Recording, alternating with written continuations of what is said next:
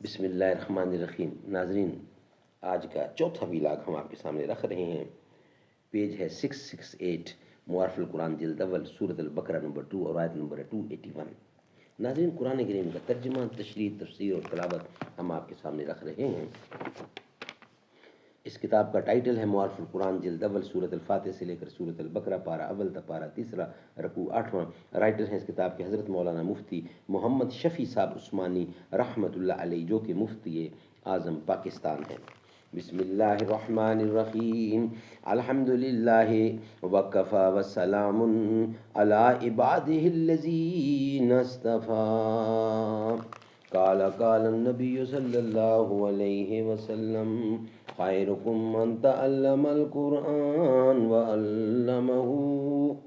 بہترین لوگ وہ ہیں جو خود بھی قرآن پڑھیں، دوسروں کو پڑھائیں، سکھائیں اور لکھائیں۔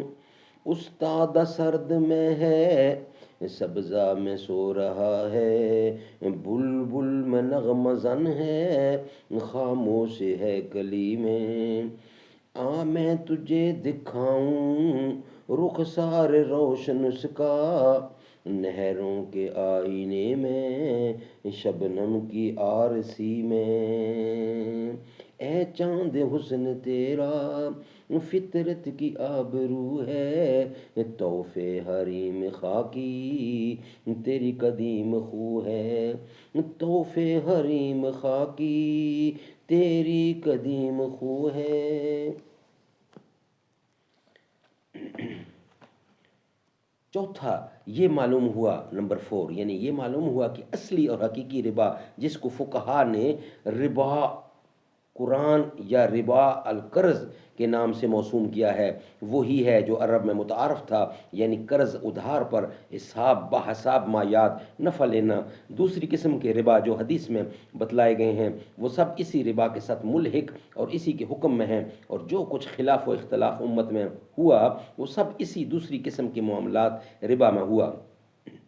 پہلی قسم کا ربا جو ربا القرآن کہلاتا ہے، اس کے حرام ہونے میں پوری امت محمدیہ میں کبھی کوئی اختلاف نہیں ہوا، اور آج کل جو ربا انسانی معاشیات کا مدار سمجھا جاتا ہے اور مسئلہ سود میں جو زیر بحث ہے، وہ یہی ربا ہے جس کی حرمت قرآن کی 7 آیات اور 40 سے زیادہ احادیث اور اجماع امت سے ثابت ہے۔ ربا کی دوسری قسم جو بیع و شراء کے ضمن میں ہوتی ہے، نہ اس کا رواج عام ہے، نہ اس میں کوئی بحث کرنے کی ضرورت ہے۔ یہاں تک یہ بات واضح ہو گئی کہ قرآن و سنت میں ربا کی حقیقت کیا ہے، جو مسئلہ سود کی پہلی بات ہے۔ ناظرین،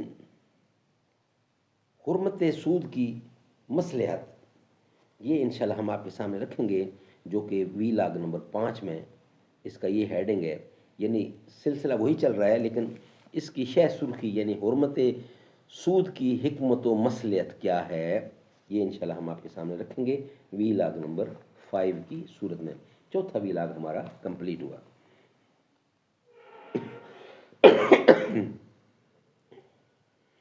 عشق نبی وچ ڈوباں، ڈب ڈب کے گوتے کھاواں، منگاں دعاواں ایہو، منگاں دعاواں ایہو، کدرے میں بچ نہ جاواں، منگاں دعاواں ایہو، کدرے میں بچ نہ جاواں، لکھاں جے ہون جانا، سونے تو واری واری جاواں، گزرے نبی دی یاد وچ ہر ہر گھڑی تے پل، گزرے نبی دی یاد وچ ہر ہر گھڑی تے پل، چل نبی دے عاشقو، عشق نبی دے عاشقو، سب مشکلاں دا حل، چل چل چل نبی دے در تے چل، رب نے ہی